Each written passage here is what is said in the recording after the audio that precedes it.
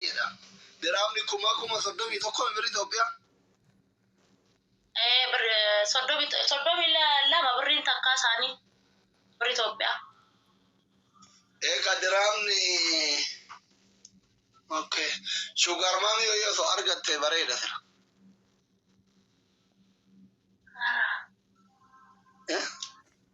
Rabbiin si fayyadu. Amma qabdaaree konkolaataa mana madaamitti ijoollee geessu qabdaaree mana keessatti mee maal fa'aa gurgurta? Delivery qabaayee. Maal fa'aa gurgurtare? Shiita. Akka. Shiita diriyaawwan. Lama. Diriyaawwan qaba bakka diriyaawwan gurgura diriyaawwanii fi qabaatiiwwan. Waan biraa hoo? Waan biraan qaba. Diriyaawwan irraa qabaatiiwwan. Barbareellee. Amara ijoollee Dubaay ana beekana sitti madageeffadhu qabaan gurgurta. Nadagaye. Uraadda olii gadi marqoo itti deemta. Diriyaa jalaan amma diriyaa jalaan jechuun paantii haphii diddiimtuu bitta. Dhuguma sitti man jaalatti shamarri Dubaay mana keessa qullaa gangalatuu feeti faranjii mokkoruu barbaada. Abbas. Tuutmayaa argitee intin ka wannan horiidha tan kana ka walitti waraanu sana osoo hin taane ka dirata. Tokko hin jiru. Akkatti gadi uffatasan. Akkatti gadi uffatasan. Akka Jaappoonii godhattu san godhatan xiqqoo asiin garuu jedhaa ta'uu qaba. Dhuguma laal.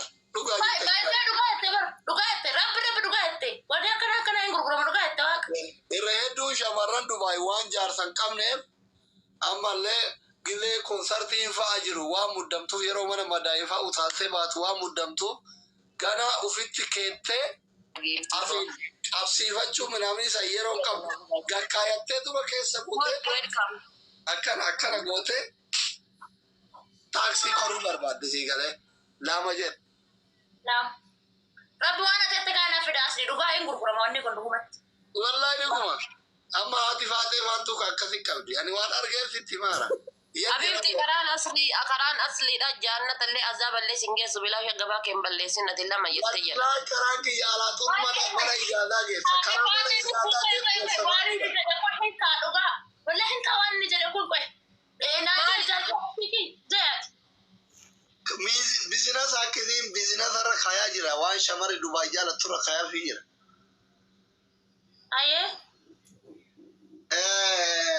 Paantii jetteemi mana jetteemi ammallee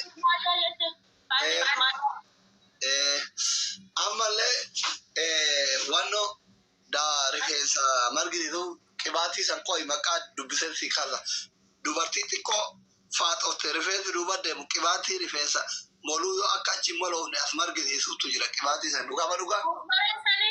Usmara hin qaba isa fideera hin qaba gurguraa turee mi'achi giseen hin tiraafaa ibsan. Ammallee wanno moodesii akka nama dhiiga irraa fuudhaniiti itti laxxafan tokko ka'ee guddaa sanii miti ka xiqqishaa. Dara tuube lubbu. Sirreette kanallee rabbi yemir dhugaa moodesii guddaa keessaa gadhii ta'ee akka meeshaa dhiiraa fakkeessu guddaa akkanaa sanii miti. Gilee mara yaala akka dhiinni sirraan baate sitti laxxafan xiqqaan tokko hin jiru bakka matishiitu ofitti akkana bugootee daabboratti maxxan.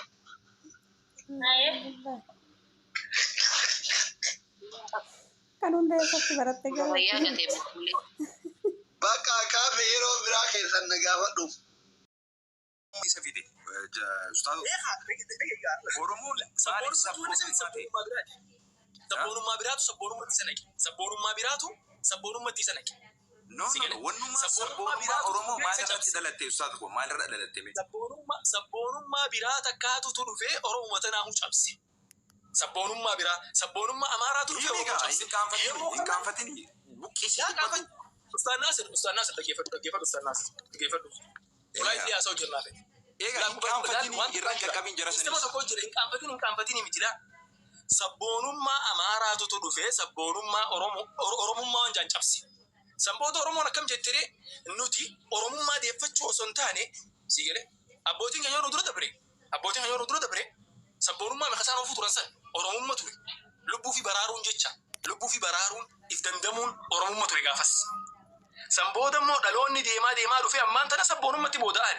Sabboonummaan immoo definition isaa warri sirra waan sababa beekumsa qabu dubbatan.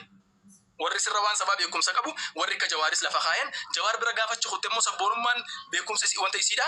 Warri nu hundarra gartee qabsoota dhaqa isa waggaa dheeraa ture. Adeeroo adama maringadda wanni dubbate waan haariyaa miti beek. Waan haariyaa miti beek. Wama silaa duraan irratti jiraate waan duraan irra ture dubbate. Maaliif jennaan sabboonummaa jechuun saba kan kee waa hundaa olitti dabarsitee wanti jechuun ilaalchi dheengadda adeeroon dubbatan san isaan qofa irratti gabaabbatamoo ijoollee dargaggeessa Oromoodhaa hedduu keessa jira wanni sun. Bareeda azaanu jira nabira. Nabira azaanu jira. Ayi waasi gaafadha jiddumaan. Waasi gaafadha jiddumaan. Adam Haruun Oromoo bakka bu'ee itti gaafatamummaa isaa sun Oromoon hundinuu badii inni balleessisaniif nuti hundinuu itti gaafatummaa fudhannee komatamuu qabna. Komatamuu qabnu garuu nuti bareeda amma namni balleessa dhaabbii dhugaa ustaada koo amma reefu waa kaaste Jawaar Mohaammed Oromoo farasti jee Jawaar Mohaammed Oromoo farasti gisee jiru amantii Islaamaa farastii miti jechaan jiru as biratti waan tokkoon si ani akka lammii Itoophiyaa dhalatatti kan Rabbi godheena uume Islama Oromooti haa jennu. Amantiitti yoo dhufte I'm Muslim first. I'm a Muslim first. Yoo waa'ee amantii na gaafatte. Yoo waa'ee sabaa na gaafatte immoo ani dura saba Oromooti. Akkas je gabaabatti. Kanaaf definitiona inni hin kenniniif akkuma mareefu ati jechaa jirtu. Sabboonummaa dictionary'n akkana jedhee jette. Okay, sun division saati. Jawaar Mohaammed immoo amantii fi Oromummaa walitti madaalchisaan jiru. Yeroo hedduu wanni rakkoon uummata keenya keessa seenaa jiran. Oromoo fars jechuun xiiqii uummata gartee yeroo Oromummaa keenya fudhachuu didan sabni kuni ati dura Itoophiyaa moo Oromoo jechuu keessatti ani Itoophiyaadhaa miti ani dura Oromoodhaa jedhi malee ani Islaamaa miti jenne gurbaan kun qallichi diimaan sun naawobsi yeroo tokko irratti deebi'a. Kanaafu yeroo phrasing kun ni deddeebi'a. Oromoo fars jechuun akka waan shirkiidha akka waan badiidha. Ama Muslim first akka amantiitti yoo na gaafate amantii biraati yoo nama daddeesse ani Musliima. Musliimummaa asitti amantii biraa hin qabu. Amantiin kiyya ka duraatis ka jalqabaatis ka dhumaatis ka itti gaafamus Islaam. Oromummaan kiyya immoo sabaa sablammoota biraa hunda ni caale jechuudha miti amma Oromoo fasiru hin jee. Ani Itoophiyaadhaa miti dura. Ani dura Oromoodha. Oromoo egaan ta'e booda dhalataa Itoophiyaati jechuudha. Itoophiyaawii ta'ee dhalanne Oromoo ta'ee dhaladheetiin Itoophiyaa keessa dhaladhe. Akkas jechuudha. That's the definition. Gani by the way asumaanu dubbii walitti qabaatiti boodarra dhaabnee salaanee walitti deebina. Booda deebitaami akkuma siin jee biizii ta'uu ni mala. Dubbiin irra geenye awwanni lafa sii kaa'e hawaasa kiyya ka miidhamaa jiru isaaf dirmatuun isa cinaa dhaabbatuun isa barsiifatuun hawaasa kiyyaaf rifatuun Oromummaadha malee sabboonummaadhaa mitiidha. Kanammoo ragaa dictionary'n fidadhe.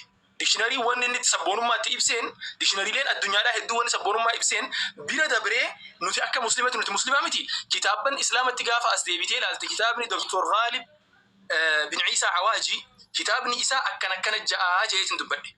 Kitaabni isaa even hedduu fageesse waan sabboonummaadha. Sabboonummaa akka malee fageesse wanni sabboonummaadha jechuun waan akkanaa waan akkasii gabaabdumatti waan dawlaa islaamiyyaa guututti diige. Waan humna islaamaa guututti bittinneesse sabboonummaan.